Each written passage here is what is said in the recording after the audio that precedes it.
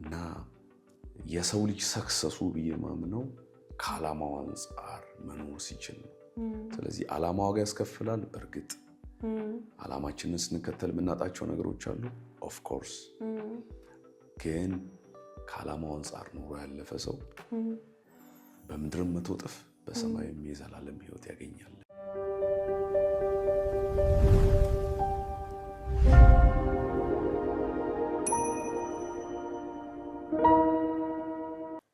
ሰላም በመላው ዓለም ያላችሁ ውድ የጌታ ቤተሰቦች ከእግዚአብሔር ከአባታችን ከጌታም ከኢየሱስ ክርስቶስ ጸጋና ሰላም ለእናንተ ይሁን። ይህ ሪል ላይፍ ወይም እውነተኛ ህይወት የተሰኘ የዩቲዩብ ቻናላችን ሲሆን በዚህ የዩቲዩብ ቻናል ሚሽነሪዎች፣ አገልጋዮች፣ ባለትዳሮች፣ የወንጌል አርበኞችና ሌሎች እውነተኛ ህይወት ምስክርነት ያላቸውን ሰዎች የምናቀርብ ሲሆን ፕሮግራሙን እየመራው ከእናንተ ጋር ቆይታ ማድረገው እኔ ጽጌረዳ ተስፋዬ ነኝ። እስከ ፕሮግራሙ ፍጻሜ አብራችሁን ቆዩ። አሁን ወደ እንግዳችን እናልፋለን። የተወደደ እግዚአብሔር ለዚህ ትውልድ ለወጣቶች ያስነሳው ወጣት በረከት ተስፋዬ አቅርበናል። እንኳን ደህና መጣ። እንኳን ደህና ቆየሽኝ። በጣም ደስ ብሎኛል ፕሮግራማችንን አክብረህ ስለተገኘ እና እግዚአብሔር ይባርክ። እኔም በጣም አመሰግናለሁ ስለጋበዛችሁ። በመጀመሪያ እስቲ ራስህን ለተመልካቾቻችን አስተዋውቅ። እሺ፣ እንግዲህ ስሜ በረከት ተስፋዬ እባላለሁ። በሄብሮን የጸጋ ወንጌል ቤተክርስቲያን አገለግላለሁ። እንዲሁም የአንዲት ሴት ልጅ ነኝ። እንግዲህ እግዚአብሔር የአንዲት ሴት ባል ደግሞ እንድትሆን የሚያብቃ እንደ እግዚአብሔር ፍቃድ ይሆናል። እንግዲህ አሜን አሜን።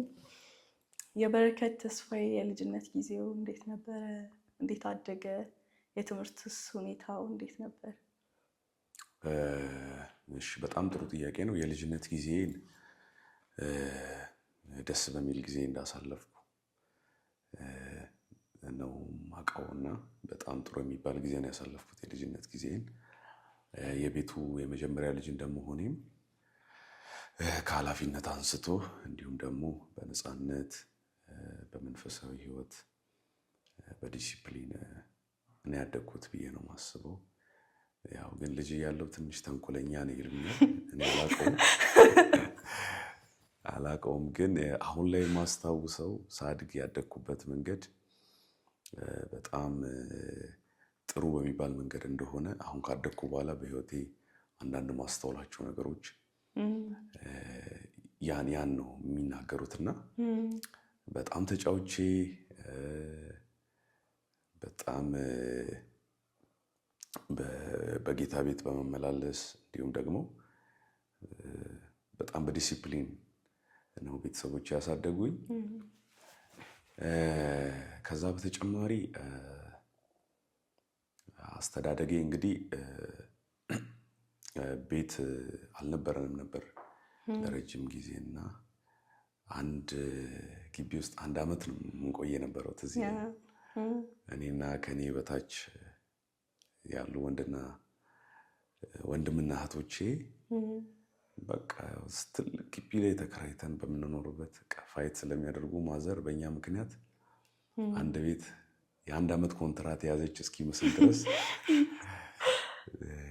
ከዚህ የተነሳ እሱ አጋጣሚ የምንፈጠርልን በየሰፈሩ በጣም ብዙ ሰው እንድናውቅና እንድንግባባ አደረገንና የሐዋሳ ውስጥ በትንሹ ከፒያሳ ወዲህ ያልኖርንበት ሰፈር የለብን ማጋነን።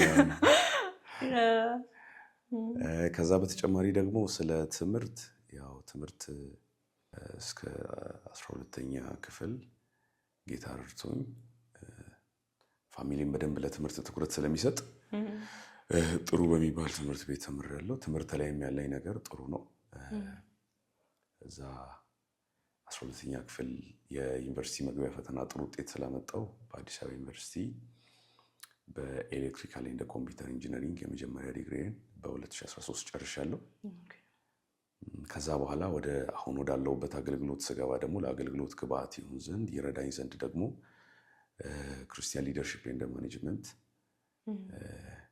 ላስት ይር ዲስ ይር ጨርሻለሁ። እና ይሄን ይመስላል አስተዳደጌና የትምህርት ሁኔታዬ። ጌታን እንዴት አገኘ?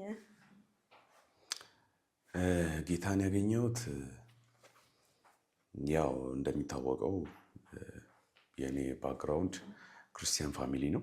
ስለዚህ በቤተሰብ ክርስቲያኖች ናቸው። በክርስቶስ ኢየሱስ አማኞች ቤተሰብ ውስጥ ነው ተወልጄ ያደግኩት። ነገር ግን ያው ክርስትና በሃይማኖት በኩል የሚወረስ ውርስ ሳይሆን በቤተሰብ የሚወረስ ሃይማኖት ሳይሆን በግልሽ ውሳኔ የሚፈልግ ነገር ስለሆነ ራሴን ሳውቅ ክርስቶስ ኢየሱስ ሲገባኝ ጌትነቱ አዳኝነቱ ሲገባኝ ምንም በሰንዴ ስኩል ውስጥ ባልፍ አንዳንድ መሰረታዊ ስለ እግዚአብሔር ዕውቀቶች ቢኖሩኝም ግን ኢየሱስ ክርስቶስ የግል አዳኝ እንደሆነ ስረዳ እጄን ከፍ አድርጌ አይ ቲንክ 2004 ላይ ጌታን ስቀበል ትዝ ይለኛልና ከዛ ጊዜ ጀምሮ ነው ብዬ አስባለሁ ጌታን ያገኘሁት በራሴ በግሌ ራሴን አውቄ። ወደ ኋላ እንመለስና ከልጅነት ጊዜክ ማስረሳው ገጠመኝ ይኖራል ካለ እስቲ ያካፍለን። በጣም ብዙ ገጠመኞች አሉኝ። ቅድም እንደነገርኩሽ እንግዲህ ቤተሰብ ትንሽ ታስቸግራለህ ይሉኛል። እንግዲህ እግዚአብሔር ያውቃል እኔ አላስታውስም። እና ግን አንድ እኔ ማስታውሰውን ገጠመኝ ልንገርሽ። ሴንዴ ስኩል በምንማርበት ጊዜ ሴንዴ ስኩል ያስተማረን መንፈሳዊ አባታችን ፓስተር አበበ ይባላል። በጣም በህይወታችን ትልቅ አስተዋጽኦ ያለው ሰው ነው።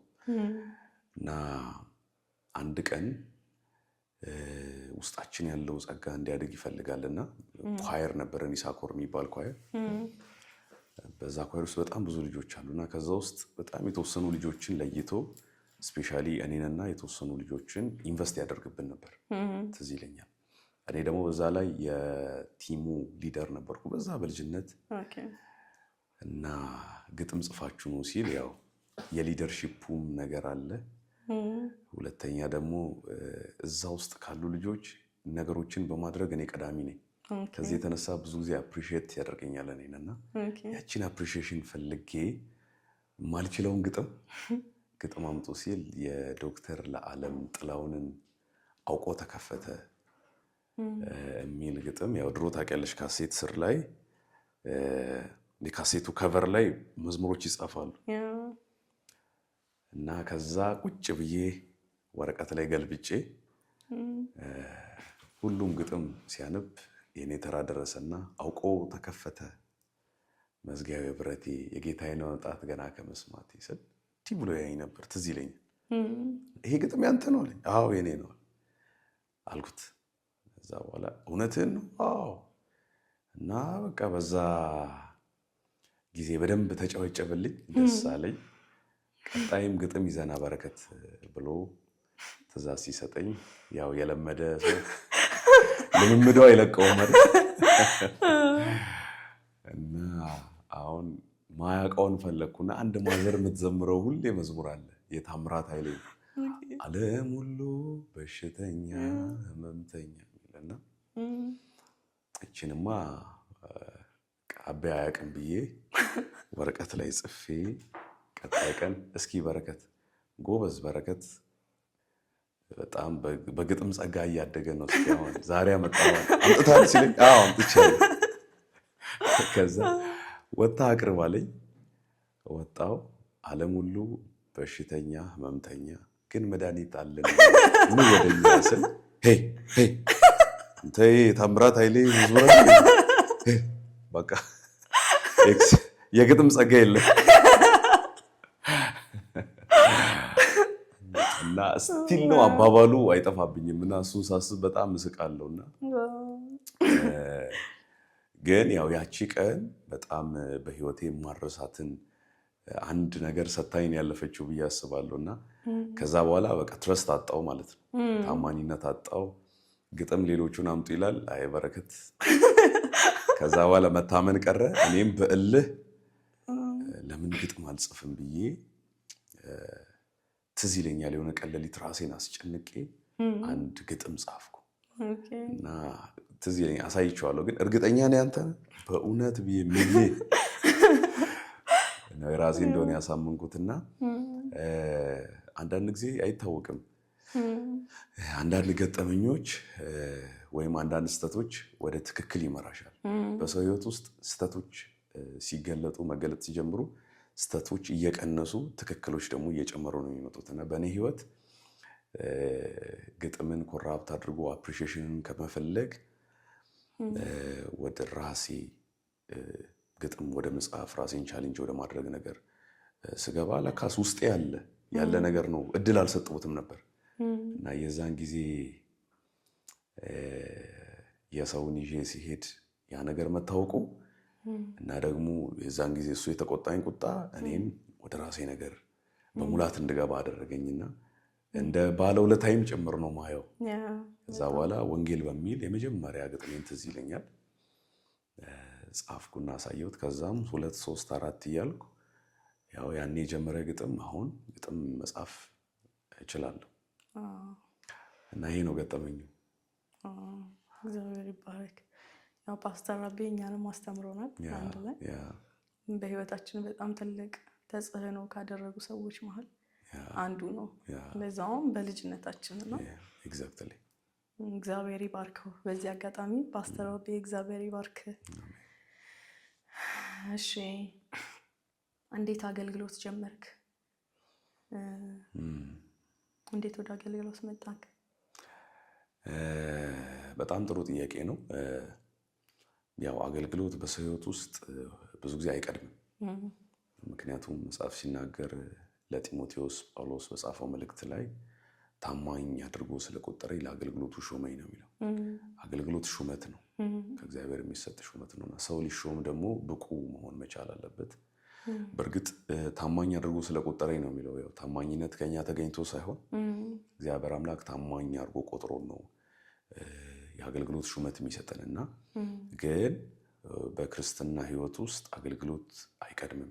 መጀመሪያ የሚቀድመው ህይወት ነው እና እግዚአብሔር አምላክ ስርዓትን እንድንማር የሚያሳልፈን የዲሲፕሊን መንገድ አለ እና ከዛ በኋላ ነው እና አገልግሎት የህይወት ውጤት ሲሆን በጣም መዓዛ አለው እና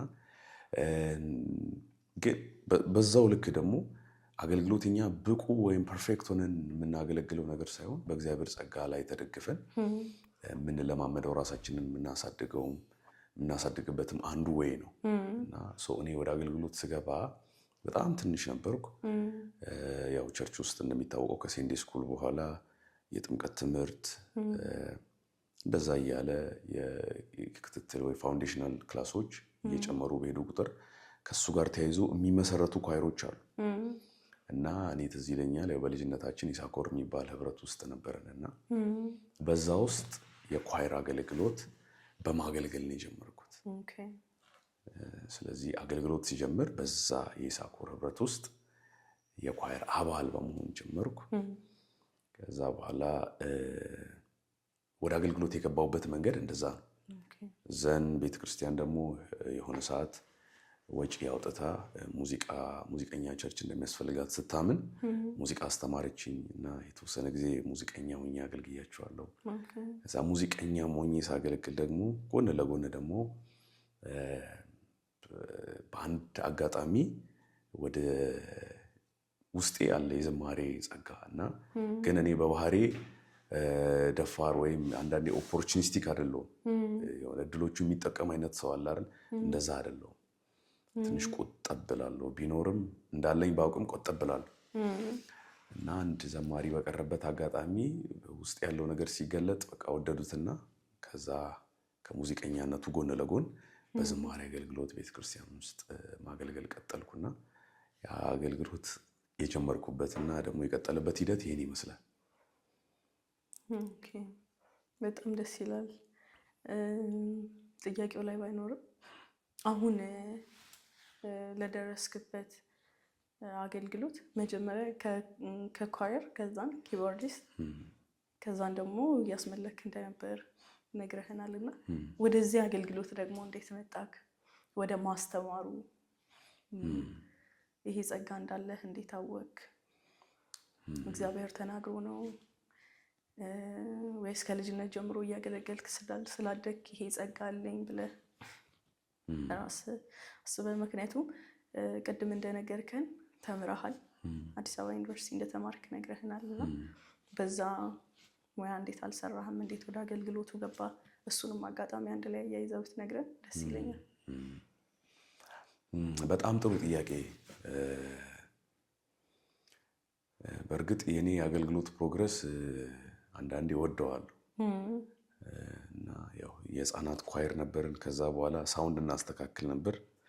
እንደውም ይገርመኛል እየተጠጋው ነው ወደ ፑልፒቱ ሄድኩት እና መጀመሪያ ሳውንድ አካባቢ ነበር የምናንዣብበው።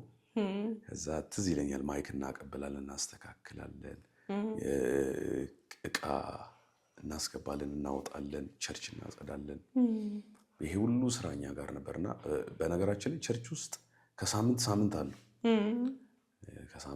አለው እና ያው አሁን ላለሁበት ማንነት ትልቅ አስተዋጽኦ አለው ብዬ አስባለሁ። አንዳንድ መንፈሳዊ ሰርክል ውስጥ ስትሰነብቺ የራሱ የሆነ አስተዋጽኦ አለው እና ከዛ ከሳውንድ ማንነት ወደ ኪቦርዲስትነት ሄድኩ። ትንሽ ተጠጋው ማለት ነው እና ከኪቦርዲስትነት ደግሞ ቀስ እያልኩ ወደ አምልኮ መሪነት፣ ከዛ እያለ ወደ ስብከቱ እንኳን ከገባው አሁን ኦልሞስት ወደ ማስተማሩ ከገባው 5 ዓመት ሊሆነኝ ሆኖኛል። ሊሆነኝ ነው አይ ቲንክ 5 ዓመት ሊሞላኝ ነው። እና እንዴት ነው ወደዚህኛው የማስተማሩ አገልግሎት የመጣሁትኝ? በ2012 ኮቪድ ታይም ነበርና እኔ ግቢ ነበርኩ በዛ ጊዜ። ላስት ይር ቴሲሳችንን የምንሰራበት ታይም ነበር። ይሄኛው በዓለም አቀፍ የተከሰተው የኮቪድ-19 ወረርሽኝ ሁላችንንም ወደ ቤት እንድንመለስ አድርጎን ነበር እና በዛ ሰዓት ግቢ በነበረኝ ሰዓት ስተዲ እናደርጋለን። ቁጭ ብሎ የመማር ጊዜ ነበር እና ያ የተማርኩትን ያስገባውበትን ትምህርቶች እያንዳንዱ እውቀቶች እማምንዥግብበት ታይም እግዚአብሔር ሰጠኝ።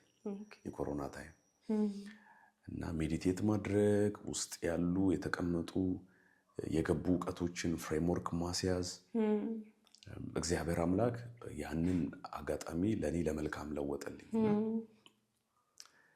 እዛን ራሴን ዲሲፕሊን አድርጌ በቀን ውስጥ ለ8 ሰዓት ያህል መጽሐፍ ቅዱስ አጠና ነበር። ትዝ ይለኛል። ኦንላይን ደግሞ የመጽሐፍ ቅዱስ ኮርሶችን ወስድ ነበር። በሰርተፍኬት እንዲህ በዲፕሎማ ኮርስ የሚሰጡ ነበሩ፣ በነፃ ወስድ ነበር። ከዛ የተለያዩ ማብራሪያዎችን፣ ኮሜንተሪዎችን አነብ ነበር በዛ ሰዓትና ጥሩ ታይም ነበር። ከሰው ጋር መገናኘት የለም።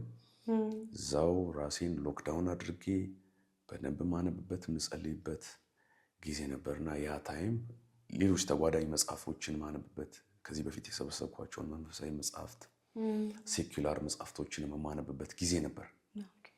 ከዚህ የተነሳ ያው ውስጥሽ የሆነ የተሞላሹ ነገር ሲኖር መውጣት ይፈልጋል እና በዚህ አጋጣሚ የሆነ ለቅሶ ላይ ከዚህ በፊት ክረምት ላይ የሰንዴ ስኩል ልጆች ትንሽ ከፍ ያሉ ማስተምራቸው ልጆች ነበሩ። እንዲሁ ዝም ብዬ ሰብስቤ ስነ ጽሑፍ አሰራቸው ነበር እና እነሱን ከቸርች እኔ ግቢ ባለው ሰዓት ከቸርች ባክ አድርገው ነበርና እቺ የኮሮና አጋጣሚ አንድ ለቅሶ ላይ አገናኘችን። ያው እነሱ የሚሄዱበት የለም፣ እኔ የሚሄድበት የለም። ለቅሶ ማህበራዊ ጉዳይ ስለሆነ የግድ ተገናኘን። የጓደኛዬ አያት ሞታ አንድ ክላስ ውስጥ ተሰብስበው አገኘኋቸው። ለምን አላስተምራችሁም ፈቃደኛ ከሆናችሁ አልኳቸውና ያው ከዛ ውስጥ አሁን በሄብሮን የጸጋ ወንጌል ቤተክርስቲያን ውስጥ አንዱ ሊደር ነው። አብዛኞቹ ሊደር ናቸው፣ ግን በተለይ አንዱ እኔ ወደዛ ቸርች ዞሬ አላይም ያለ ልጅ አለ። አሁን በሊደርሺፕ ውስጥ ያገለግላልና እና እሱ የሚሉትን ይሰሙ ነበርና በቃ ልጁ ዶሚናንት ነበር በሰዓቱ። እኔ አልሄድም ሲሉ ሁሉም አልሄድም አሉ። የግድ እሱን ማሳመን ነበረብን። አንድ ማዕረግ የሚባል ልጅ ነበርና እንደምንም ለሁለት ሆነን አሳመን ነው ዘን እሱ ፈቃደኛ ሲሆን ተስማሙ። ሮብ ብለን እዛው ዲሳይድ አደረግን። የሚመጡ አልመሰለኝም እውነት ለመናገር። ቀጣይ ሮብ መጡ። 7 ሆነው ቁጭ ብለን ዲስከስ ማድረግ ጀመርን። ከዛ ዲስከሽኑ ተመቻቸው። ቀጣይ አንድ ሰው እየጨመሩ ቀጣይ ሳምንት እየተመቻቸው ሰው እየጨመሩ እኔም በዛ ውስጥ የተሞላውን ነገር እነሱ ላይ ሳፈስ እኔ ከምጠብቀውና ለኔ ከሰጠሁት ግምት በላይ እግዚአብሔር አምላክ በጣም ሲሰራ አየውና ፕሮግራም እንዳለ ገባኝ። ግን እርግጠኛ አልነበርኩም በዚህ ይቀጥላለሁ ብዬ። ቅድም ወዳልሽኝም ጥያቄ እየመጣው ስለሆነና እግዚአብሔር አምላክ የምመረቅበት ታይም ላይ ኮቪድን አመጣ። እዛ ያ ታይም ላይ እነዚህ ልጆች ማስተማር ጀመርኩ። አንድ ወር ካስተማርኳቸው በኋላ ተጠራን ወደ ግቢ። ኃላፊነት ወሰደ አንድ ልጅ። በጣም ገርሞኛል። ገና ባካደረጉበት ከተመለሱ አንድ ወራቸው ነው። በጣም ግን አንድ ቤኪ የሚባል አሁን ከኔ ጋር ያስተምራል። ጥሩ የመጽሐፍ ቅዱስ መረዳት ያለው ልጅ ነው። በሄብሮን የጸጋ ወንጌል ቤተክርስቲያን የፈራ ልጅ ነውና ትዝ ይለኛል። ላስት ዴይ ወደ ግቢ ልመለስ መጥቶ ቤኪ አታስብ፣ አንተ 2 ወር ነው ያለ፣ 2 ወሩን ሳትጨነቅ እኛ ጋር እንዳትደውል፣ እኛ ራሳችን ፕሮግራሙን ማኔጅ ያደረግን እንጠብቃለን አለኝ። በዚህ አጋጣሚ እነሱ ልጆች ስለነበሩ አንድ በቸርቻችን የነበረ የተወደደ መጋቢ አለ። መጋቢ መስፍኔ በጣም ወዳጄ ነው። በግል በቅርበትም ደግሞ ጓደኛዬም ነውና ሀደራ አልኩት ለሱ። በቃ 8 ሳምንት እኔ እስክመጣ ቅድስና በሚል ቶፒክ አስተምራቸው አልኩ እና ቅድስና በሚል ርዕስ እሱ 8 ሳምንት ትምህርት ሲያስተምራቸው እኔ አንድ ቀን ሳልደውልላቸው ትምህርቴን በዛ መልኩ ጨረስኩት። ስመለስ ሰፍተው በስተው አገኘኋቸው። ከዛ በኋላ የኔ ሐሳብ ትምህርት ከጨረስኩ በኋላ የግራጁዌሽን ሴሬሞኒ ከፋሚሊ ጋር አድርጌ ወደ አዲስ አበባ መመለስ ነው። ምክንያቱም ከጓደኞቻችን ጋር ያወራናቸው ሐሳቦች ነበሩ። አንዳንድ ጉዳዮች ላይ ዲስከስ አድርገናል። የሥራ ጉዳይ ያወራን ነበር።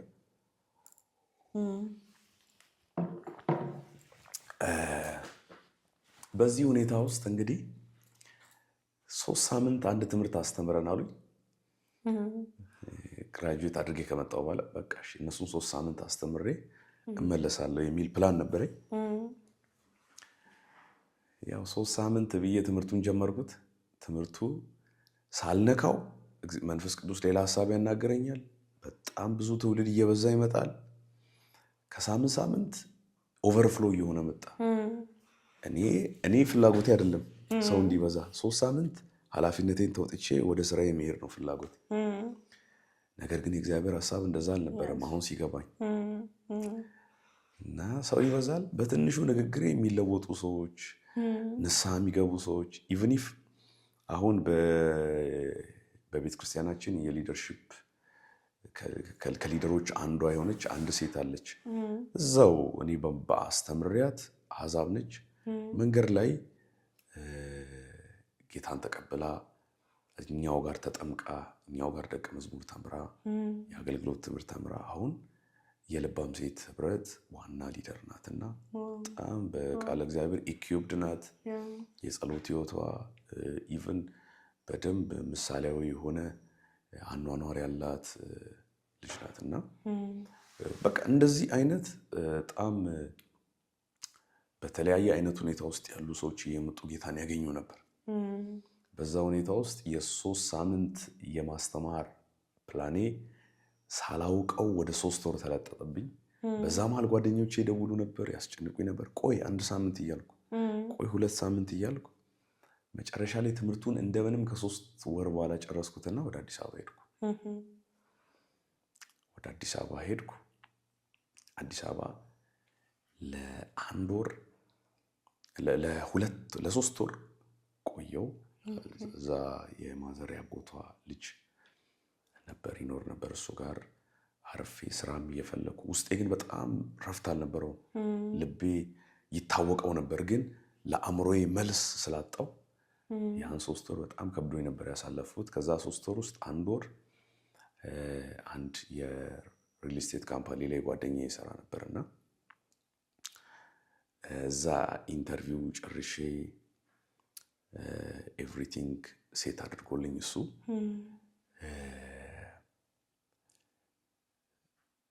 ሰኞ ትጀምራለህ ሲሉኝ ልብስ አልያዝኩም ነበርና ቀጣይ ሳምንት ሰኞ አልኳቸው።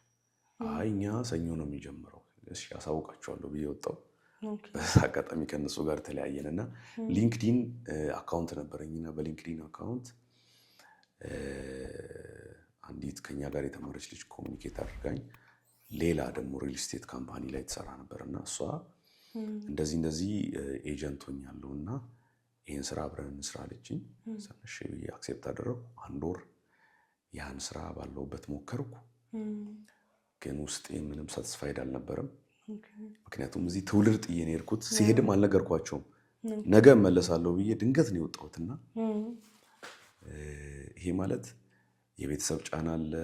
እኔም ስማር ቤተሰብ፣ ጓደኞች፣ በጣም ብዙ ሰው ከኔ ኤክስፔክት የሚያደርገው ነገር አለ።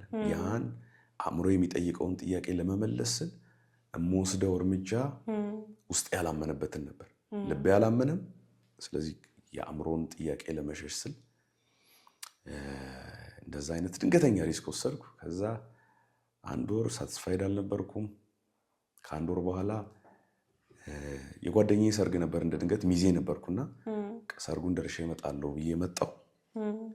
የመመለስ ፕላን ነበረኝ። ቆይ እስኪ ለሰርግ በመጣሁበት አጋጣሚ ልጆቹን ሳያቸው በጣም የሚገርም መንፈሳዊ ስታተስ ላይ ናቸው እና እኔንም እየጠበቁኝ ነበር። ዘን በቃ እስኪ መስከረም 25 ነበር ፕሮግራሙ፣ የሰርግ ፕሮግራሙ። እኔ ከአንድ ሳምንት በፊት መጥቼ ሐምሌ 25 ነበር። በቃ እስከ መስከረም ቆይቼ በአዲሱ ዓመት ስራ ጀምራለሁ ብዬ ወሰንኩ። ከዛ በኋላ ቀረው፣ እነሱን ትምህርት ማስተማር ጀመርኩ። ልክ በአመቱ መስከረም አካባቢ ላይ አንደኛ ዓመት አካባቢ ይሆነናል እነሱን ያኔ ኮሮና ታይም ላይ ማስተማር ከጀመርኩ ማለት ነው። ስለዚህ አንደኛ ዓመት በዓል እናከብራለን ተባለ። ፕሮግራም አዘጋጀን፣ እንግዶች ጋበዝን። ፕሮግራሙ ትልቅ ኮንፈረንስ ይመስል ነበር። ምናልባት የዛን ፕሮግራም ላይ ነበርሽ ካስታወስሽና ትልቅ ፕሮግራም ሆነ። በጣም የልጆቹ ወላጅ መጡ፣ ልጆቹ ምስክርነት ሰጡ፣ ወላጆች ምስክርነት ሰጡ። አላውቅም፣ መድረክ ላይ ሆኜ ግን ፕሮሚስ አደርግ ነበር ይህን ዓመት እንዲህ ወንጌል ስርጭት እንሄዳለን፣ እዚህ ሀገር እንሄዳለን ብዬ። እኔ አይደለም ማወራው፣ የኔ ፕላን ወደ አዲስ አበባ መመለስ ነው። ከፕሮግራሙ በኋላ ሙሉ ልብሴን ይዤ አንድ ካምፓኒ ነበር፣ የቴክ ካምፓኒ ነው። ቴክኒካል ሪክሩተር ትሆናለህ ብሎ ሊንክዲን ላይ ጻፉልኝ፣ ኔትወርኬን አይተው ማለት ነው። ስለዚህ ቴክኒካል ሶፍትዌር ኢንጂነሮችን፣ ኮምፒውተር ኢንጂነሮችን በዙሪያ ያሉ ኔትወርኪን ተጠቅሜ እንድቀጥር ለካምፓኒው ያን ፖዚሽን አዘጋጅተው ጠሩኝ። እኔም ልብሴን ይዤ ሄድኩ። አትዘይን ምን ይሆናል ግን እግዚአብሔርን እንዲህ ያልኩት ነበር፣ እግዚአብሔር ሆይ ምንድነው ሐሳብ ንገረኝ። እግዚአብሔር በአንድም በሌላም ይናገራል፣ ግን ግልጽ የሆነ የእግዚአብሔርን ድምፅና ሐሳብ መስማት ፈልጌ ነበር። ምክንያቱም በሰዓቱ ለእኔ በጣም የተወዛገብኩበት ሄዚቴት የማደርግበት ታይም ነበር እና ክሊር የሆነ የእግዚአብሔርን ድምፅ የምፈልግበት ጊዜ ነበር እና አዲስ አበባ ሄድኩ። ትዝ ይለኛል አንድ ሰርግ ላይ ጓደኛዬ ስራ የሚባለውን በሪል ስቴት ዘርፍ ላይ የተሰማራ ወጣት ባለሀብት አለ አሁን ጥሩ የሚንቀሳቀስ፣ የኔ ደግሞ በጣም የቅርብ ወዳጄ ነው እና በዛ ፕሮግራም ላይ እሱም ነበርና የሚዜ መኪና የያዘው ሰውዬ ራይድ ሹፌር ነው። ስለዚህ ሚዜዎቹ ከተቀመጡበት እኔ ገቢና ተቀመጥኩ። ስለዚህ ከኋላ መልእክት ያመጣላቸዋል። እኔ አልገባኝም፣ እንዴ ሹፌሩ ነው እንዴት ነው መልእክት የሚያመጣው ላለው እና ትዝ ይለኛል የኤምኬሲ ቤተክርስቲያን አገልጋይ ነው እና በትርፍ ሰዓቱ ራይድ ነው የሚሰራው። ከዛ እነሱን አገልግሎ አሜን ትላለች አንድ ልጅ፣ በጣም ስፔሻሊ ትዝ ትለኛለች እና ከዛ ወደ እኔ መጣ። ከዛ በኋላ አገለገለኝ ማለት ነው እና እግዚአብሔርን የጠየቅኩትን ጥያቄ እግዚአብሔር በሱ ሆኖ መለሰልኝ። እና አሁን የጀመርከው ነገር አለ፣ አሁን ያስከው ነገር አለ፣ እግዚአብሔር ያስጀመረ ነገር አለ እና እሱን ቀጥልበት ይላል። አሁን ያንተ መንገድ ብሎ በመኪና ነው ያሳየኝና መኪና ላይ ብሮክንና ሶሊድ ላይኖች አሉና ብሮክን ሲሆን መኪና እንዲመሻገር ይችላል። ሶሊድ ከሆነ ግን ክሮስ ማድረግ አትችይም፣ ዩተርን ማድረግ አትችይም። ያንተ መንገድ አሁን ሶሊድ ነው። ስለዚህ የሆነ ሰዓት ይሄን መንገድ ስትጨርስ እግዚአብሔር አምላክ ብሮክን ላይቶች 3-4 መንገዶች ከፍት ብሮክን የሆኑ መስመሮች ጋር ትደርሳለና 3-4 መንገዶችን ይከፍትልሃል። አሁን ግን ለጊዜው ተዘግቷል። ስለዚህ እሱን ይዘህ ቀጥል አለኝና በተጨማሪ ቤተሰብ ላይ ያለ ነገር ነገረኝ ለምስክርነት ብሎ የዛን ቀን ልብሴን ይዤ ነበር የሄድኩት ወደ አዲስ አበባ። ልብሴን ይዤ ትዝ ይለኛል ቅዳሜ ዕለት ነበር የተገናኘ ነው ከዛ ራይድ ሹፌር ጋር። ሰኞ ዕለት ልብሴን ይዤ ስራ ይጀምራል ስባል ኦልሞስት ለሁሉም ሰው ነገር ነበር። ፋሚሊ ሰምተዋል። ኢቭን ኢፍ ላንቺም ነገርሽ ነበር ትዝ ካለሽ። ሰው ሁሉ እየደወለ ኮንግራ በጣም ስላንተ ደስ ብሎኛል ይለኛል። ፋዘርም ደውሎ በቃ ብዙ አወሩኝ። በዛን ግን ከእግዚአብሔር የምፈልገው ግልጽ ድምፅ እሱን ስለነበር ኦልሬዲ ውስጤ ነግሮኛል፣ ግን ኤክስተርናል ኮንፊርሜሽን ፈለገ ውስጤ እና ያቺ ቀን የውሳኔ ቀን ነበረች። እና ትዝ ይለኛል ስልኬ ዘግቶ ነበር። የሹፌሩን ስልክ ስራ ነበር የዛኔ ስራ የሚባለው ጓደኛዬ ያዝ ብዬው ይዞ ቀጣይ ስጠይቀው ጠፍቶበታል ኦልሞስት ስልኩ የሰውየው። እና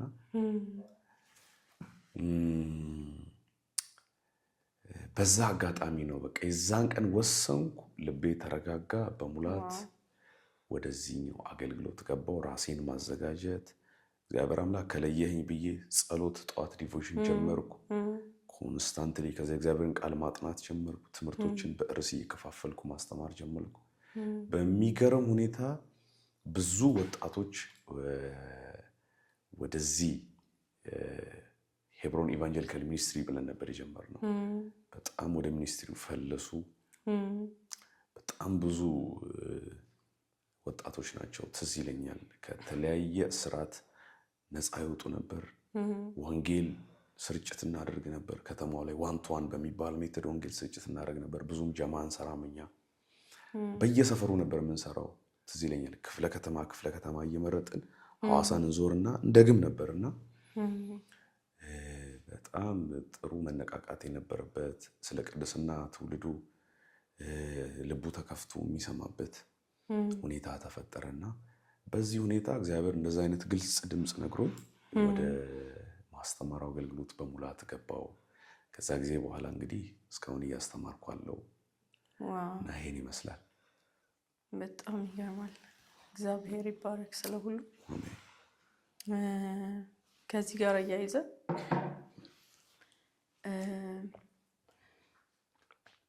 ብዙ ጊዜ አገልግሎት ላይ ያው የሚታወቀው የሆነ ነገር ፌል ሲያደርግ ወይ ቢዝነስ ፌል ሲያደርግ ወይ ትምህርት ፌል ሲያደርግ ነው ብዙ ሰዎች ወደ አገልግሎት የሚገቡትና አሁን ባለው ሁኔታ ሰዎች ብዙ ጊዜ በቃ ለኔ ትምህርት አይሆንም፣ ለኔ ስራ አይሆንም ብለው ወደ አገልግሎት ይመጣሉና አንተ ጋር የነበረው ነገር በትምህርት ስኬታማ ነበርክ። እንደውም እንደነገርከኝ ስራም አግኝተ ነበር ምናምን ነው። እንዴት ነበረ የቤተሰብ አቀባበል? ይሄን ውሳኔ ስትወስን ቤተሰብ፣ ጓደኞች፣ አካባቢ ላይ ያሉ ሰዎች ምን አሉክ? እንዴት እነሱን ለማስረዳት ጥረት አድርገህ ነበር ወይስ ማለት የሆነ ተጽዕኖ ይኖራል ብዬ አስባለሁና የነበረው ተጽዕኖ ምን ያህል ነበረ እና ያ ተጽዕኖ ደግሞ አንተ ላይ የፈጠረው ነገር አለ? መጀመሪያ የነበረውን ተጽዕኖ ከቤተሰብም ከጓደኛም እሱን አባራለ። በጣም ጥሩ ጥያቄ። ጥያቄሽን ከመመለሴ በፊት ስለ አገልግሎት አንድ ሚስ አንደርስታንዲንግ አለ እኛ ሀገር ላይ። ሰዎች ብዙ ጊዜ አገልግሎትን ፕሪፈር የሚያደርጉት ወይም ወደ አገልግሎት የሚገቡት በጣም ብዙ ነገር ሲዘጋቀባቸው ነው እና አገልግሎት ባጣ ቆየኝ ነው ብዙዎቻችን ጋር። እና ሰው ወይ ከወታደር ቤት አምልጦ ሲወጣ ወይ ሰው 10ኛ ክፍል ያኔ ማትሪክ በጣም እንደ ኢምፖርታንት ነገር ይታይ ነበርና ወይ ማትሪክ ፌል ሲያደርግ የሆነ ነገር ሞክሮ አልሳካ ሲለው በቃ ጌታ ፈልጎኛል ይላል እና ዓለም ፈልጓት ዓለም ቦታ ሳትኖረው ሲቀር በሱ ዘንድ ማለትም ዓለም ለሱ የሚሆን ቦታ እንደሌለው ሲያውቅ ሰው በቃ ሁል ጊዜ እጁን ዘርግቶ የሚቀበል አምላክ እግዚአብሔር ብቻ አይደል? የትም ዞሬ በመጣ አንተው ትቀበለኛለህ የሚል ይመስል ብዙ ነገሮች ሲዘጋጉበትና አልቀበል ሲለው ነው ሰው ወደ እግዚአብሔር ፊቱን ዘወር የሚያደርገው። ያ ቤዚካሊ ሮንግ ነው እና እግዚአብሔርን ማገልገል ከየትኛውም አይነት ነገር ጋር ኮምፔር የሚደረግ ጉዳይ አይደለም።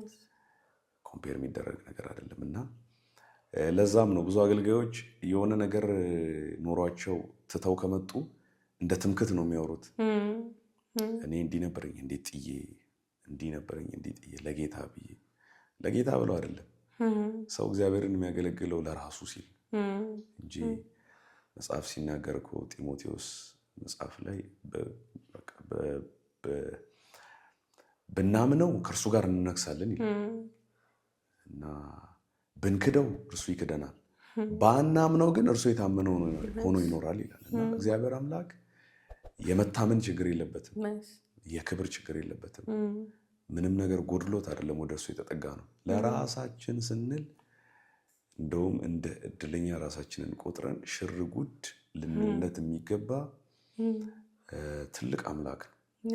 ብዙ ነገር ጋር ሞክረን መንገድ ሲዘጋጋብን አማራጭ ስናጣ የምንቀርበው ሳይሆን ብዙ አማራጮች እያሉ ከፍላጎቶቻችን አስበልጠን የምንመርጠው አምላክ ነው ብዬ ነው የማስበውና ከዚህ ነገር ጋር ተያይዞ ትልቅ ሚስ አንደርስታንዲንግ አለ። ሰዎች የጣሉትን ቢጥሉ ምንም ነው በእግዚአብሔር ፊት።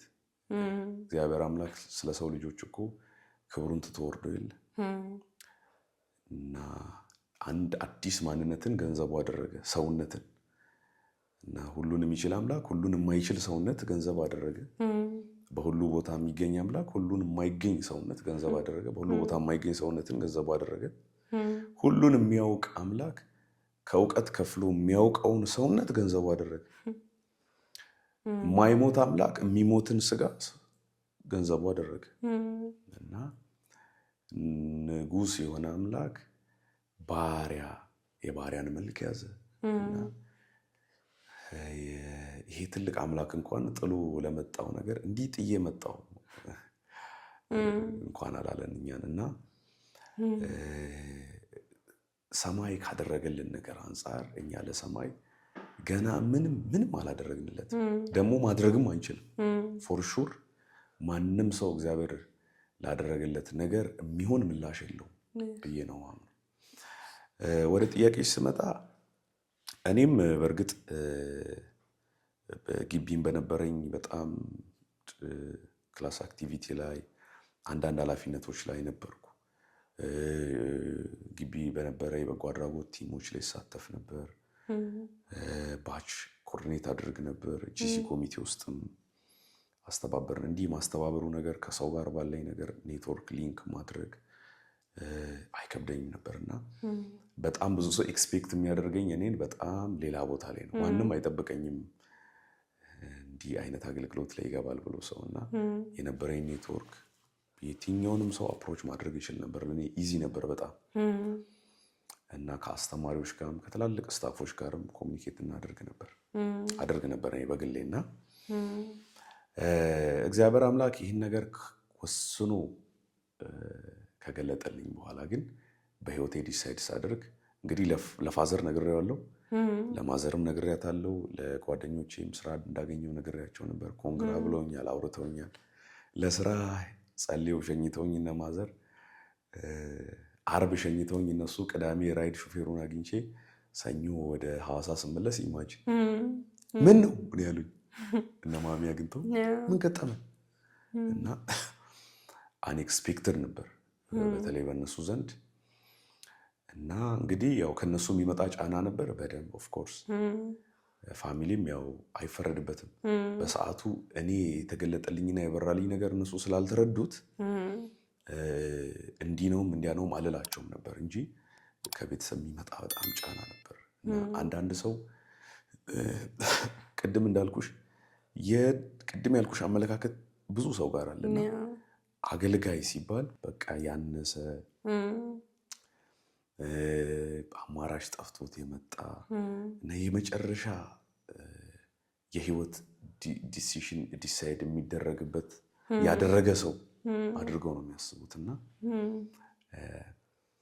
እኔ ለተፈጠርኩበት ዓላማ መኖርን ሁሌም ቅድሚያ የምሰጠው ጉዳይ ነው። ያን ነገር ደግሞ እንዲገለጥልኝ ጸልዬ እግዚአብሔር ገልጦልኛል። አምኜበት ነው እዚህ ፕሮግራም ላይ የገባሁት። ሰው ግን ቀጥታ መጥቶ ዳይሬክት ለእኔ ባይነግረኝም ስራ ጀመርክ ይለኛል። ቀጥታ መጥቶ ለእኔ ባይነግረኝም በቻት ድባክ ያወራ ነበር። ምን ሆኖ ነው ይሄ የኔ መሰለ ልጅ አዲስ አበባ ዩኒቨርሲቲ ትምህርት ጨርሶ የሚባሉ ነገሮች አንዳንዴ እና እየሰማው እንዳልሰማው እያየው እንዳላየው ውስጥ የላመነበት ነገር ስጓዝና ስቀጥል ነበር። እና ትዝ ይለኛል አንዳንድ ሰው ይመጣና ስራ ጀመርክ ይለኛል። አይ አልጀመርኩም። እና ምን ላይ ነህ? እያገለገልኩ ነው። አይ በቃ ዋናውን ይዛል ዋናውን ይዛል። ጥሩ ላይ እኮ ነህ። ከዛ ዞር ይልና ወይኔ ይሄ ልጅ ስራ ቢኖረው ምን አለ ቢሰራ እስኪ ምን አታገለው እና እያሉ ያወራሉ። እና እንደዛ አይነት ተጽዕኖ ነበር። ነገር ግን አንድ ነገር መገንዘብ ያለብን በዚህም አጋጣሚ ለሰዎች ማስተላለፍ የምፈልገው አገልግሎት ሹመት ነው። ማንም ሊሰጠን የማይችል ለምሳሌ በዲግሪ በማስተርስ እና ፒኤችዲ ብንሰራ መንግስት ሹመት ሊሰጠን ይችላል። ኢንኮምፓረብል ነው። ለምድራዊ መንግስትና ለሰማይ መንግስት መስራት አይነጻጸርም። ስለዚህ እግዚአብሔር አምላክ አገልግለኝ ካለ ኦልሬዲ በእግዚአብሔር ዘንድ ታይትል ተሰጥቶናል ማለት ነው። ሹመት ተሰጥቶናል። የሆነ ኦቶሪቲ ነው። ኦቶሪቲውን የሰጠን ወይ ያን ስልጣን የሰጠን ደግሞ ሰው አይደለም።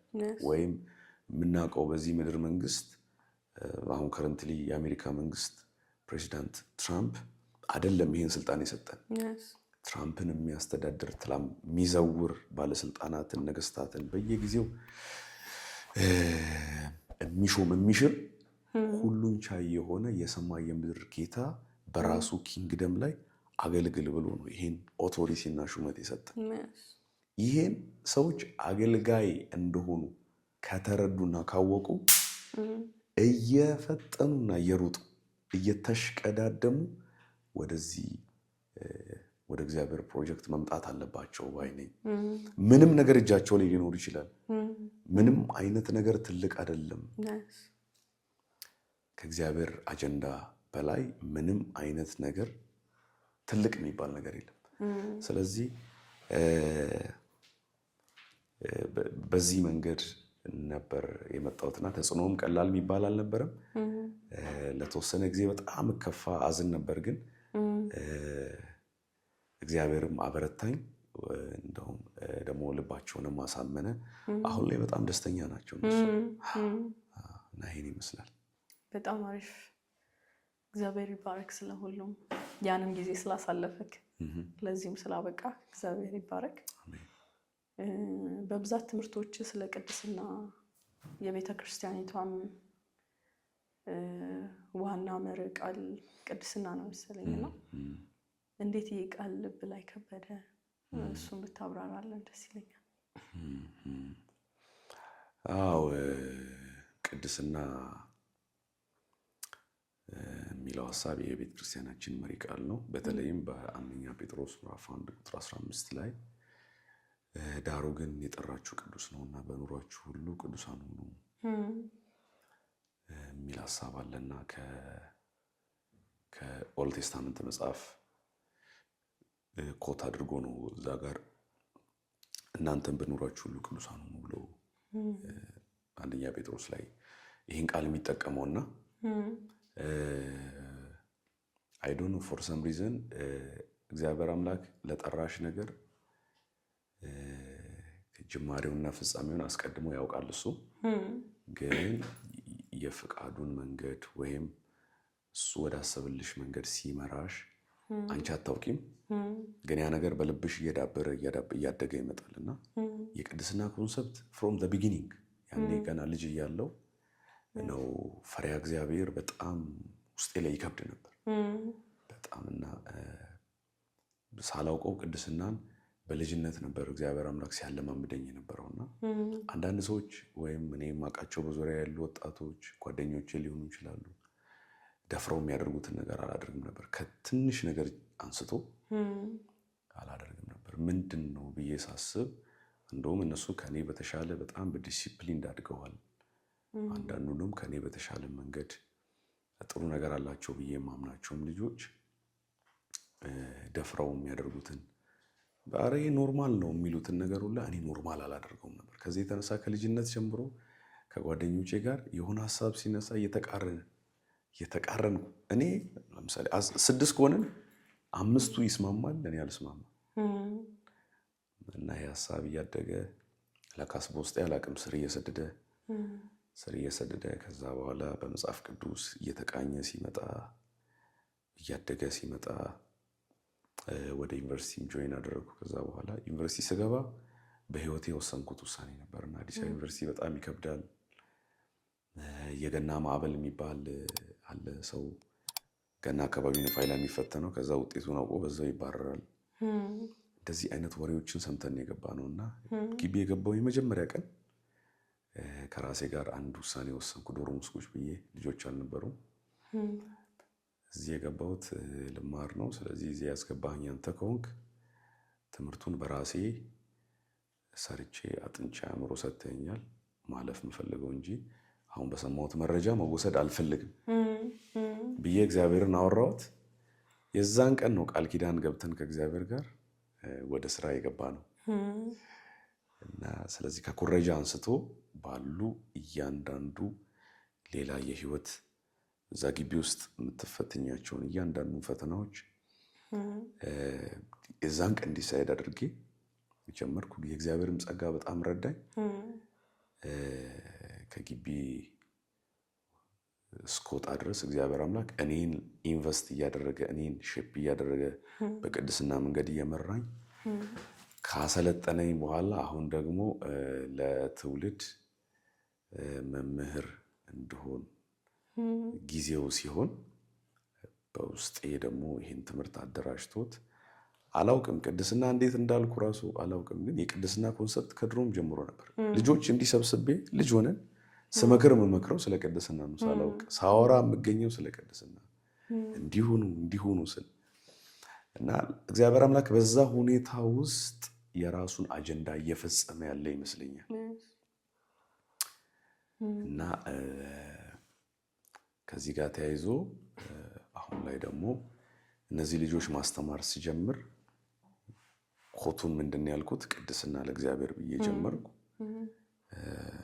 ከዛ በዛ ሁኔታ ይሄ እያደገ መጣና ከልጅነት ጀምሮ የነበረ ሸክም ነው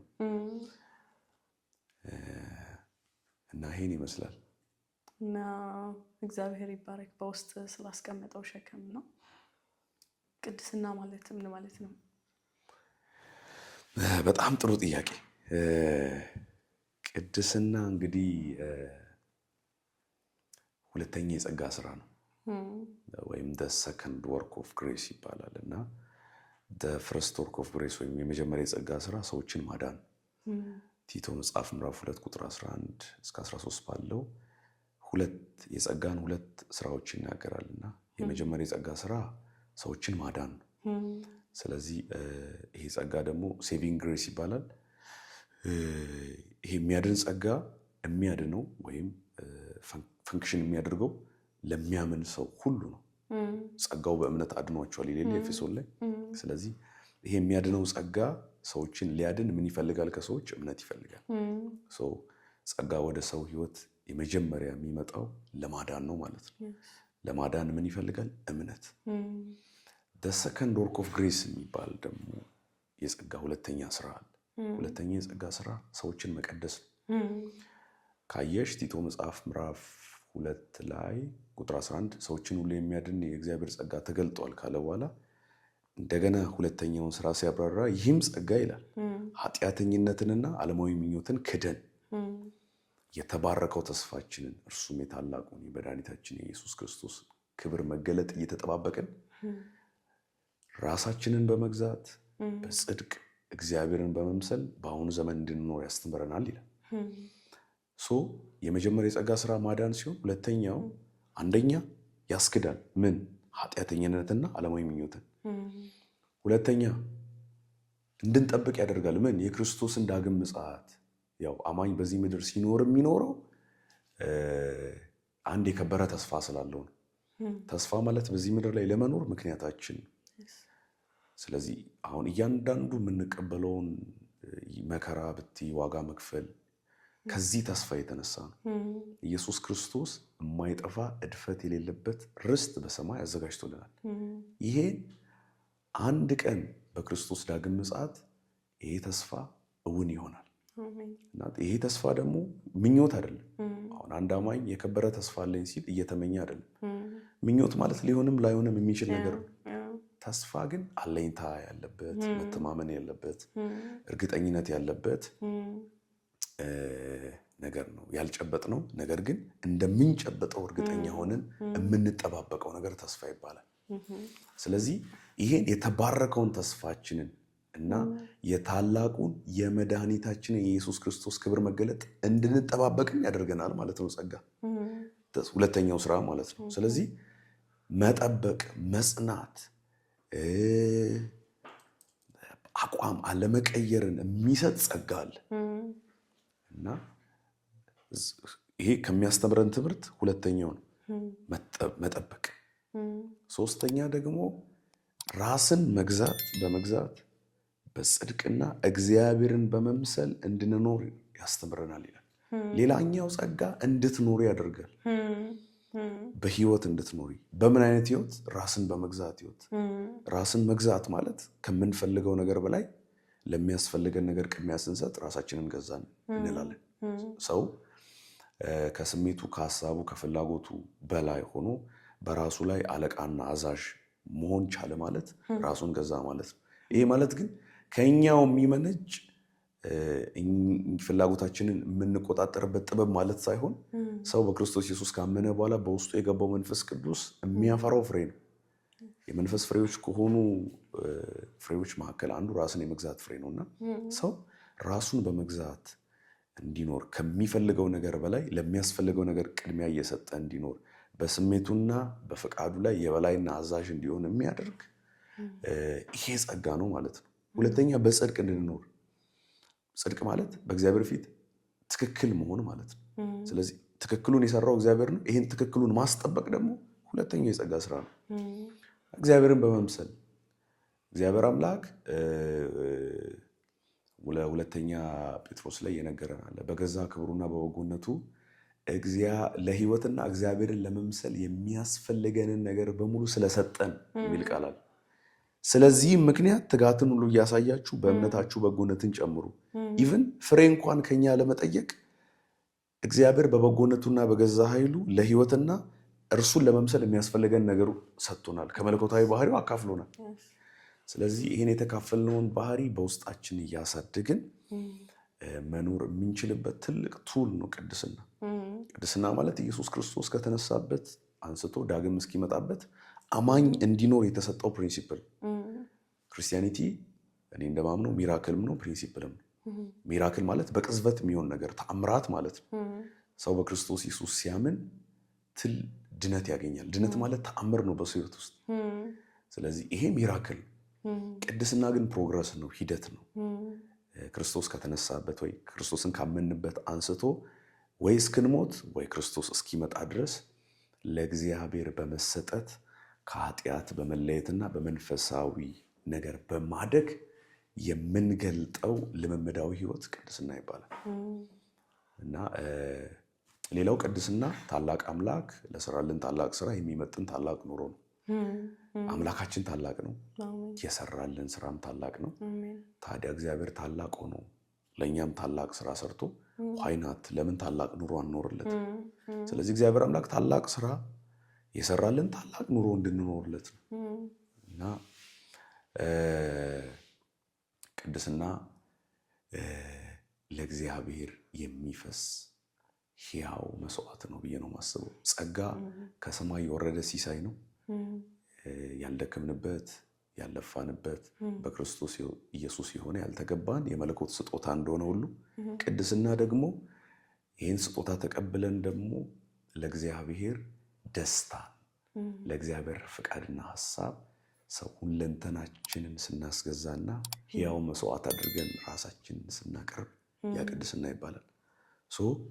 ጸጋ ከሰማይ የወረደ የሰማይ ሲሳይ ሲሆን ቅድስና ከምድር ወደ ሰማይ የሚሄድ ሕያው መስዋዕት ነው ማለት ነው።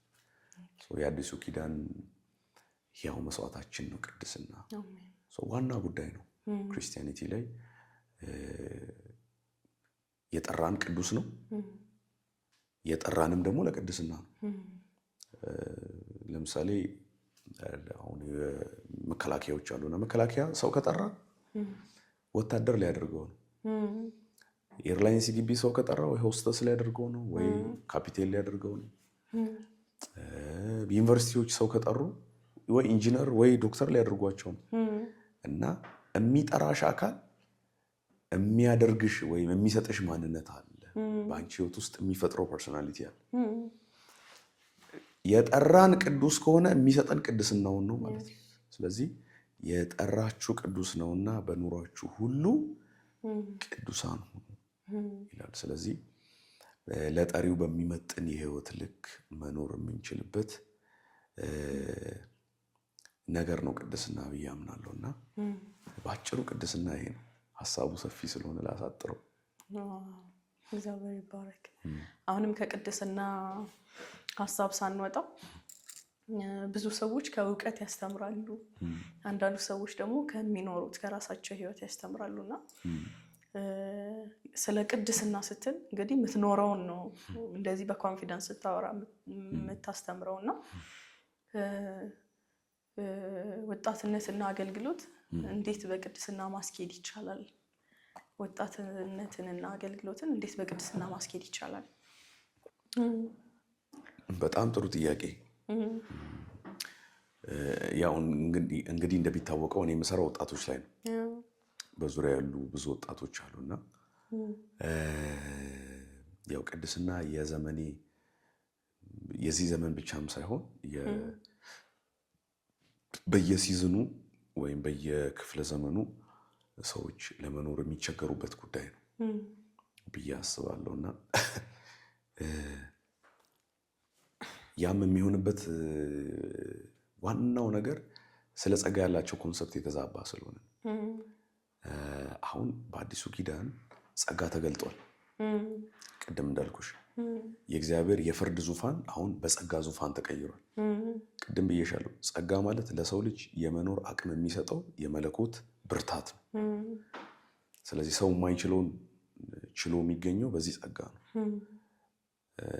ሐዋርያው ጳውሎስን እኮ ካየሽ ነፍሰ ገዳይ የነበሩ ሰዎች እንዴት ነው የሰው ሕይወት ለማዳን በዛው ልክ ሕይወታቸውን አሳልፈው እስከ መስጠት ለክርስቶስ የኖሩት ብለሽ ካየሽ የነሱ ብቃትና አቅም ሳይሆን በእነሱ ፈንክሽን የሚያደርግ ጸጋ የሚባል ነገር አለ እና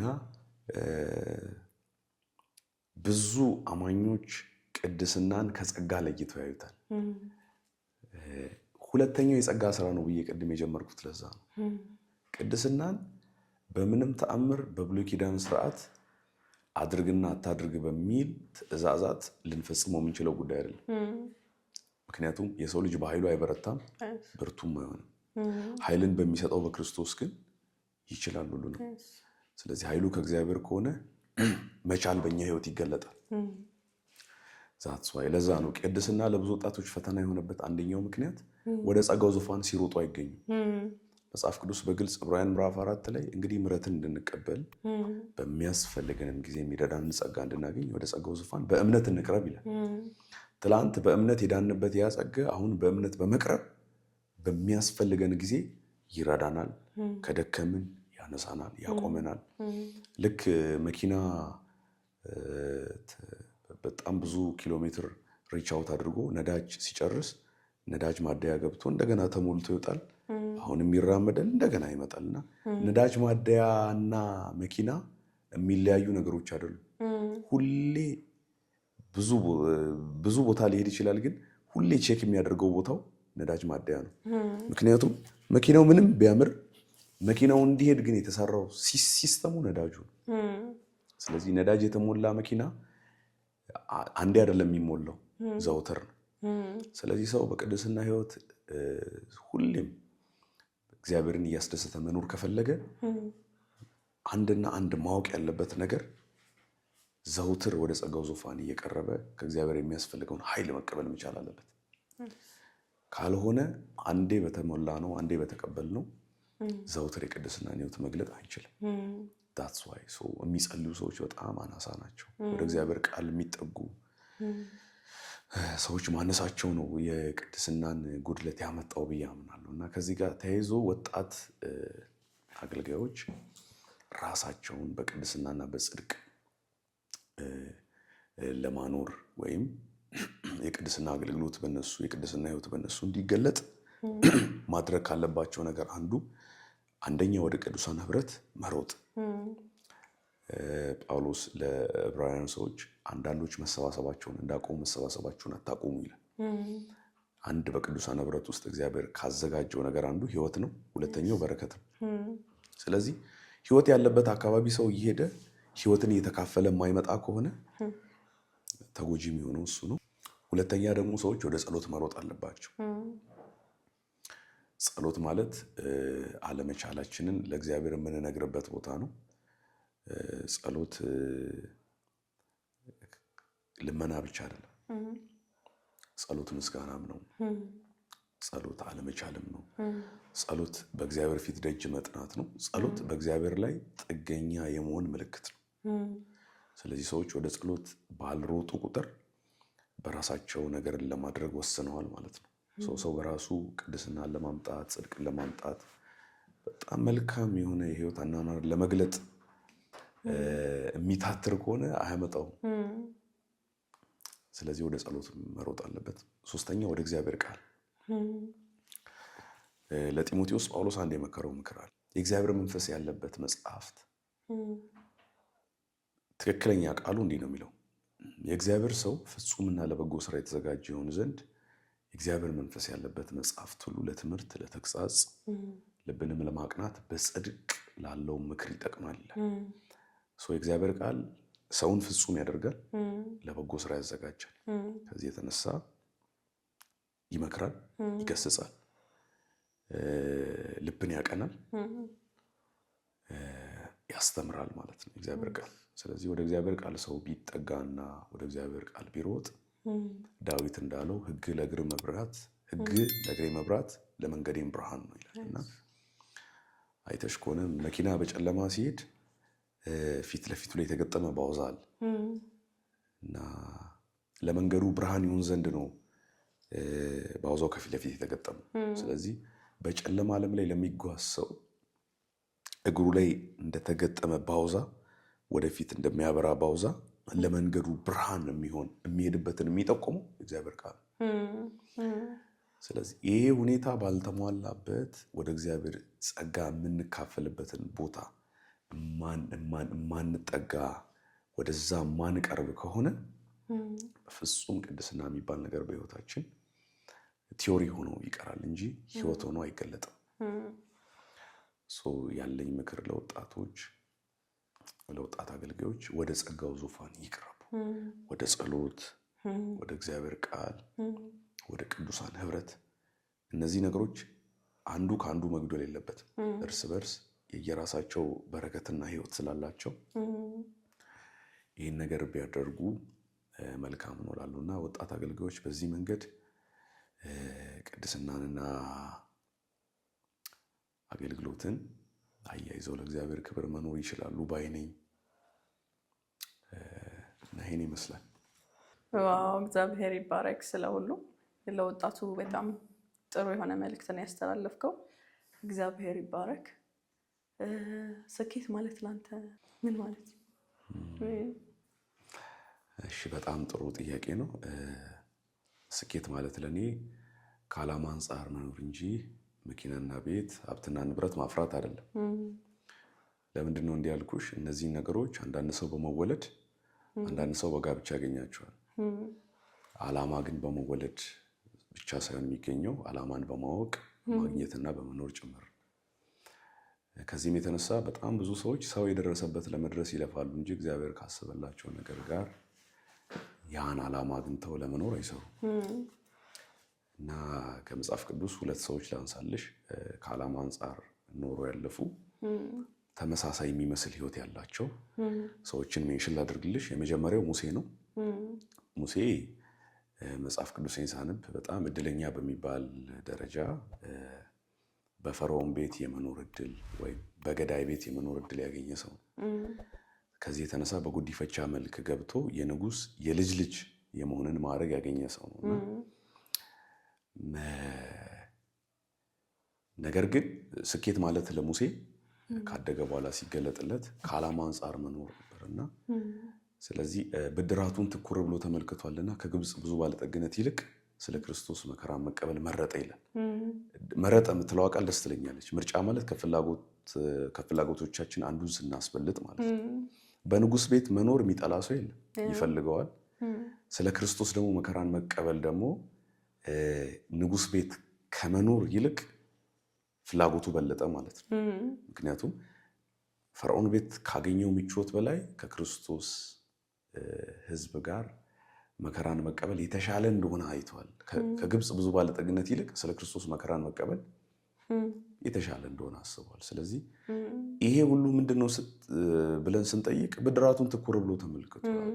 የተፈጠረበት ዓላማ ገብቶታል። ስለዚህ ከንጉስ ቤት ወደ ምድረ በዳ ለመሄድ አላቅማማም ማለት ነው። በሚገርም ሁኔታ ግን ሙሴ ፈርዖን ቤት በቆየበት 40 ዓመት ውስጥ ያስተማረን ምንም ነገር የለም። ድንገት ነፍስ ሲገድል ልናየው እንችላለን። ሙሴ ግን የተማርንበት አሁን ላይ ላለነውም ተጽዕኖ ፈጣሪ ሰው የሆነው ምድረ በዳ ገብቶ በተካፈለው መለኮታዊ ጸጋ ነው። ስለዚህ ሰው የተጠራበትን ቦታ ካወቀ በጣም ለብዙ ሰው መፍትሄ መሆን ይችላል እና እግዚአብሔር ባልጠራም ቦታ መገኘት ማለት መባከን ማለት ነው። እና ሁለተኛዋ ደግሞ ሜልኮል ናት።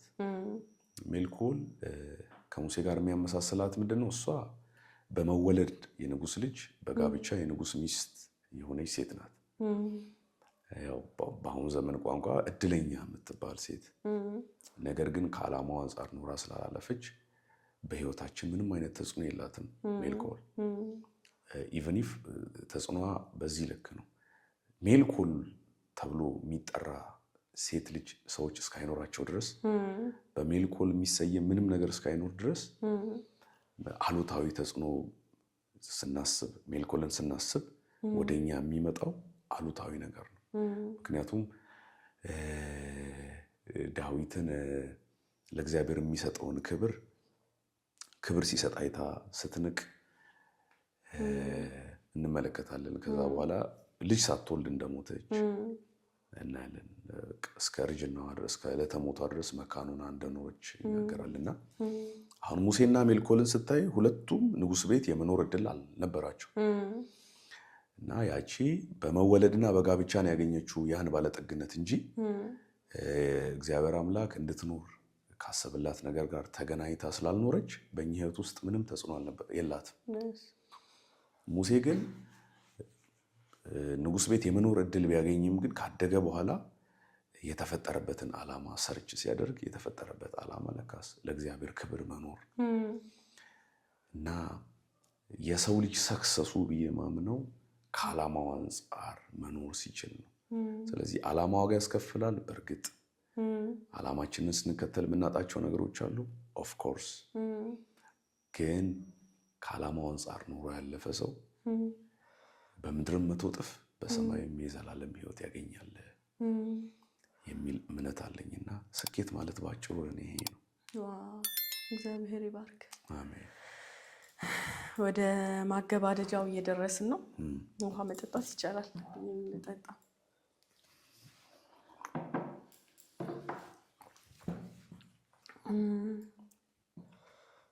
በረከት አገልጋይ ባይሆን ምን ይሆን ነበር? በረከት አገልጋይ ባይሆን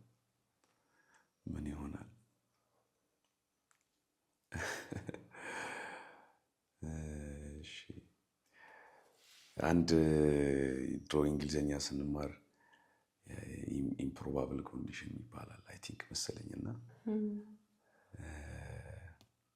ፕሮባቢሊቲው ሌስ የሆነ ነገር አለ አይደል? እና ምንድነው ኢፍ አይ ዌር ኤ በርድ አይ ዊል ፍላይ የሚባል አባባል አለና ወፍ በሆን ኖሮ እበር ነበረ። ወፍ መሆን ስለማይቻል ነውና ሴንቴንሱ ኢምፖሲብል ነው፣ በጣም ከባድ ነው። ሊሆን የሚችልበት ምንም አይነት ነገር የለምና በረከት አገልጋይ ሆኖ ነው የተፈጠረው እና ስለዚህ አገልጋይ ባይሆን ምን ይሆን ነበር የሚለውን ሜቢ እኔ በአእምሮዬ ሳስብ ስራ ውስጥም ወይም የራሴን ቢዝነስ በፊት ልጅ ሆኜ የማስባቸው ነገሮች ላይ ኢንጌጅ ባደርግም በዛ መንገድ እግዚአብሔርን አገለግላለሁ ብዬ ነው እንጂ ማምነው አገልጋይ ከመሆኑ ውጪ በእኔ ህይወት ውስጥ ይሆናል ብዬ የማስበው ምንም አይነት ነገር የለም።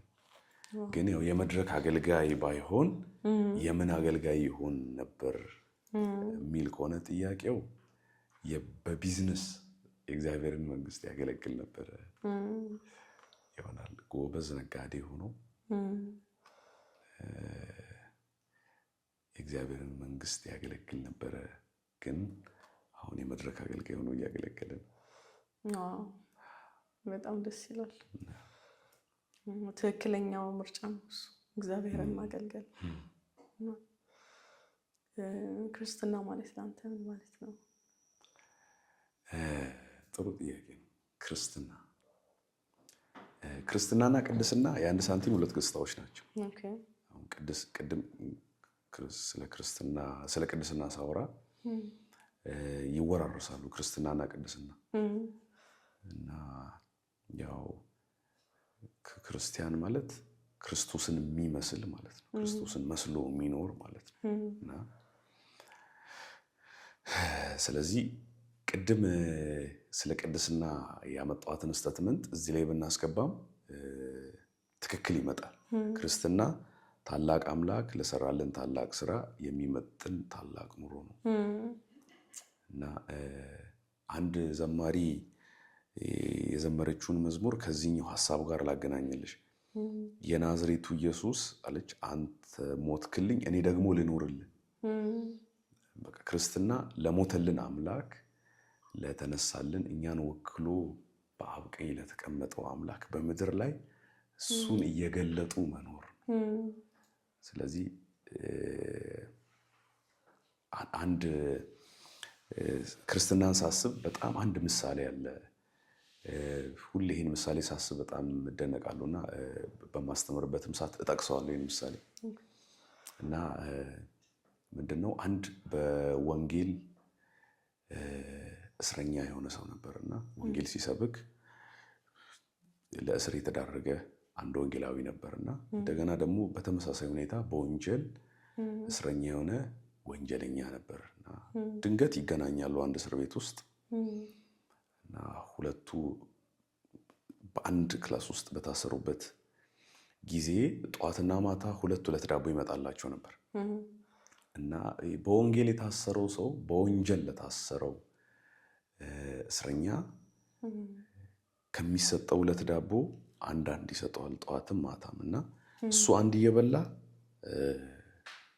በወንጀል የታሰረው እስረኛ 3 ይበላ ነበር እና ለረጅም ጊዜ እንደዚህ ያደርግ ነበርና አይገባውም። ያ ምን ሆኖ ነው ጥያቄ ይፈጥርበት ነበር። ከዛ አንድ ቀን በወንጌል የታሰረው ሰው የሚፈታበት ጊዜ ደረሰና ያ ቀን እንደደረሰ ሲያውቅ በወንጀል የታሰረውን ሰው ጠራውና ዛሬ ፈልጌ ነበር አንድ ነገር ላወራህ ነበር ብሎ ወንጌል ሰበከው። ኢየሱስ ክርስቶስ ስላንተ ኃጢአት ሞቷል እና ተነስቷል። ስለዚህ የምስራች ኢየሱስ ሞቶልሃል፣ ይወድሃል። ይህን ጌታ እንደ ግል አዳኝ አድርገህ ብትቀበል ወደ ህይወት የክርስቶስ ሰላም ደስታ ያገኛል ብሎ በቃ ብቻ ወንጌል ሰበከው እና ወንጌል ሲሰብከው ስለ ኢየሱስ ሰማና ያ ወንጀለኛ ሰውዬ አንድ ጥያቄ ልጠይቅህ አለው። እሺ ጠይቀኝ ሲል ኢየሱስ ክርስቶስ ግን አንተን ይመስላል አለው። እና በጣም ይህን ምሳሌ ሁሌ ሳስብ በጣም እደነቃለሁ። እና በህይወት የምንገልጠው አኗኗር በአንደበታችን ለምንናገረው ወንጌል ምንኛ ኃይል እንደሆነ ማየት እንችላለን። እና ክርስትና በአንደበት የተንጠለጠለ ርካሽ ቃል ሳይሆን በህይወት የሚኖር የተኖረም በአባቶቻችን ዘመን ዋጋ የተከፈለበት ከሰውነት ተራ የተወጣበት ከማህበራዊ ጉዳይ የተወገዱበት ጉዳይ ነው። ዋና አጀንዳ ነው ክርስትና። ምክንያቱም ክርስትና ከምድር ጋር ምንም አይነት ህብረት የለውማ። የክርስቲያን ርስቱ ሰማይ ነው። ስለዚህ በእንግድነት ምድር ሲኖር ሰው እንግዳ ሁሌም እንግዳ ነው። አንድ ቀን እንደሚሄድ እያሰበ ነው የሚኖረውና ክርስቲያን በዚህ ምድር ሲኖር እንደ እንግዳ ስርዓቱን ይዞ የመጣበትን ቦታ ሪፍሌክት እያደረገ የሰማይ አምባሳደር እየሆነ የሚኖር ሰው ነው። ስለዚህ ክርስትና ቶክ አይደለም ወይ ንግግር ሳይሆን እርምጃ ነው።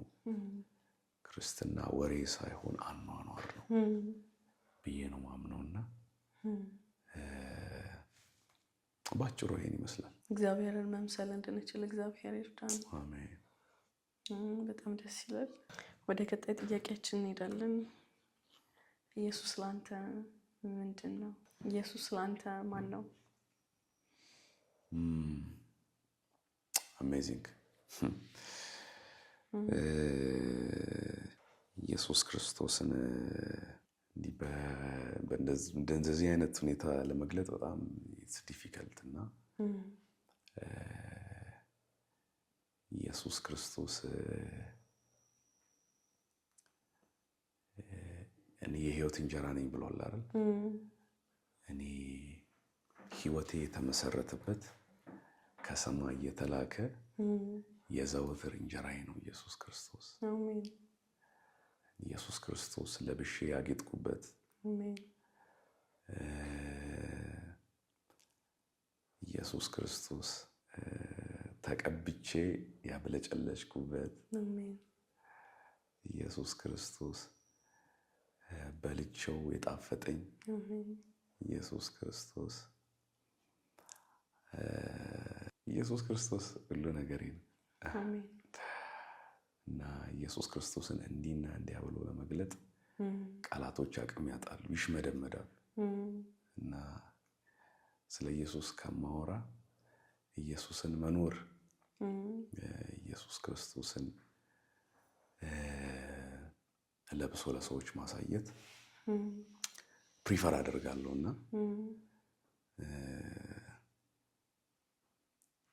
አይ ቲንክ ይሄን ካልኩ ይበቃኛል። እግዚአብሔር ይባረክ። ማስተላለፍ የምትፈልገው ሀሳብ ካለ እና ከእሱ ጋር አያይዛ ማመስገን የምትፈልገው አካል ካለ? እሺ፣ ማስተላለፍ የምፈልገው በተለይ ለወጣቶች ነው። የወጣቶች አካባቢ ስለማገለግል እንዲሁም ደግሞ በክርስትና ሰርክል ላሉ ሰዎች ነው። ክርስትና ከክርስቶስ አንስቶ በአባቶቻችንም ዘመን ዋጋ ሲከፈልበት በብዙ ውጣ ውረድ ነው ወደኛ ዘመን የመጣውና አሁን ደግሞ እኛ ያለንበት ዘመን የነጻነት ዘመን ነው እና ነጻነት ያለ ባርነት ህይወት የለውም። ነጻነት የሚባለው ነገር በጣም ማጣጣም የሚችል ሰው ባርነትን የሚያውቅ ሰው እና የእውነት ቫልዩ ከፍ የሚለው ውሸት ሲኖር አይደል? that's why ስለዚህ ክርስቶስ በነጻነት እንድኖር ነጻ አውጥቶናልና ግን ድጋሚ በባርነት ቀንበር አትያዙ የሚልም እግዚአብሔር ሐሳብ አለና በተለይ በዚህ ዘመን ያሉ ወጣቶች በጣም ለብዙ ነገር ኤክስፖዝድ ናቸው። እግዚአብሔርን በሙሉ ልባቸው እንዳይመልኩ ሐሳባቸውን የሚከፍል እልፍ ጉዳይና እልፍ አጀንዳ አለና ሰይጣን ከጠዋት እስከ ማታ በጣም መልካም በሚመስሉ ጥሩ በሚመስሉ አጀንዳዎች ቀኖቻቸውን ከፋፍሎ ይቆጣጠራቸዋል እና ስለዚህ ዌክ አድርጉ፣ ንቁ እና የምንሄድበት የምንጓዝበት ጉዞ እጅግ ታላቅ ጉዞ ነው፣ ረጅም ጉዞ ነው እና ይሄ ጉዞ በደንብ ስታንድ ባይ መሆን እንደ ወታደር ንቁ መሆን ይፈልጋልና በዚህ ዘመን እግዚአብሔር አምላክ ለጠራችሁ ጥሪ ለእግዚአብሔር መንግስት አጀንዳ ጉዳይ ቆፍጠን ብላችሁ በቅድስና በጽድቅ እግዚአብሔርን በመምሰል ህይወት ብትኖሩ ብትመላለሱ ብዬ እላለሁ። ከዛ በተጨማሪ የእግዚአብሔርን ሐሳብና አጀንዳ ፎር ግራንትድ ባትወስዱ። ክርስቲያን በሁሉም ነገር ዌል ዲሲፕሊን ሲሆን በጣም ያምራልና ከዓለም ጋር ግልጽ የሆነ ባውንደሪ እየጠፋ መጥቷል እና በዚህ ዘመን ክርስቲያንና ዓለማዊነት ተጋብተው ግራጫ መልክ ያለው ልጅ ወልደዋል። ስለዚህ ክርስትና ደግሞ እንዲህ ግሬ የሆነ ከለር ያለው ለዘብተኛ አይነት እምነት አይደለም። ክርስቲያኒቲ የራሱ የሆነ መልክ ያለው ያ መልክ በልጁ በኢየሱስ ክርስቶስ የተገለጠ ቅድስና ነው። ስለዚህ ይህን ቅድስና ለመኖር ቁርጠኝነት ይፈልጋል። ጨለማና ብርሃን ተመሳሳይ መልክ ሊኖሩ አይችልም። ስለዚህ እኛ በእኛ ህይወት በተለይ ወጣቶች ከእግዚአብሔር ጸጋ ተካፍለን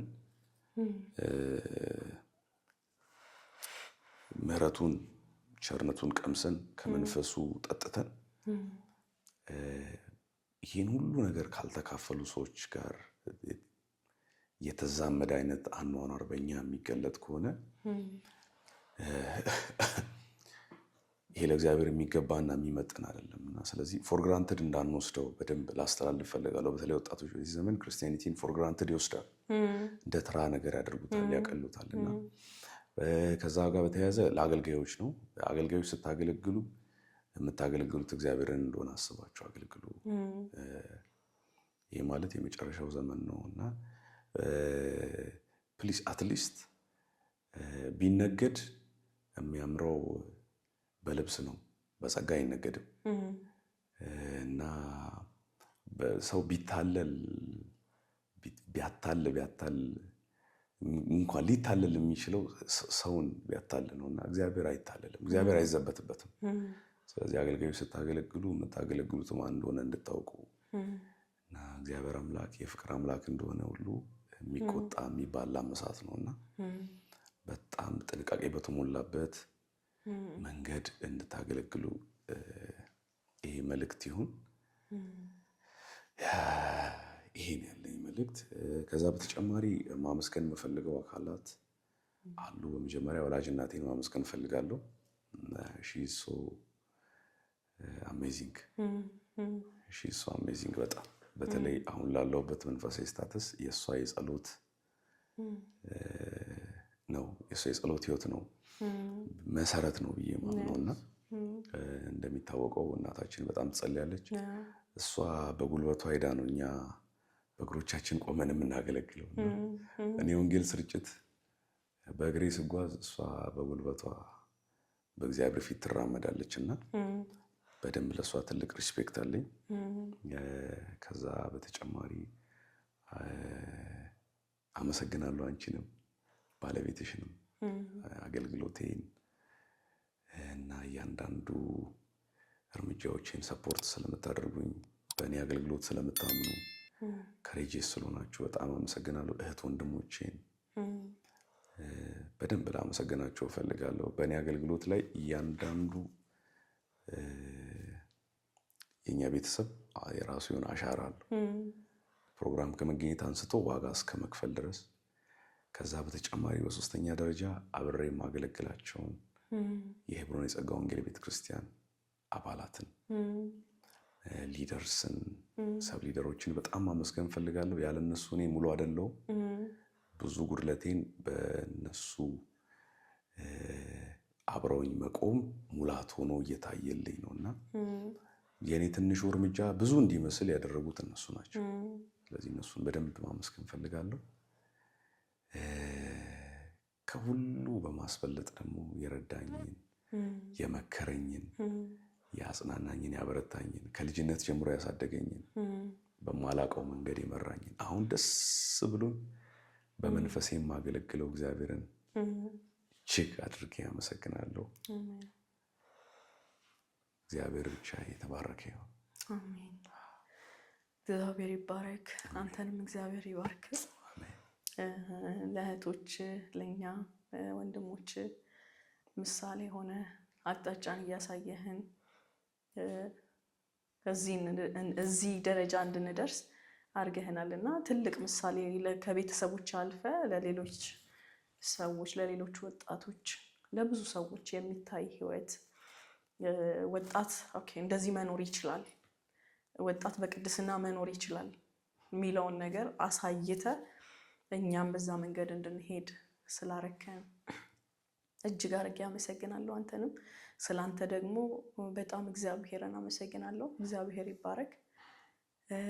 እንግዲህ ተመልካቾቻችን ፕሮግራማችንን እንደዚህ ደስ እያለና እየጣፈጠ አልቋል።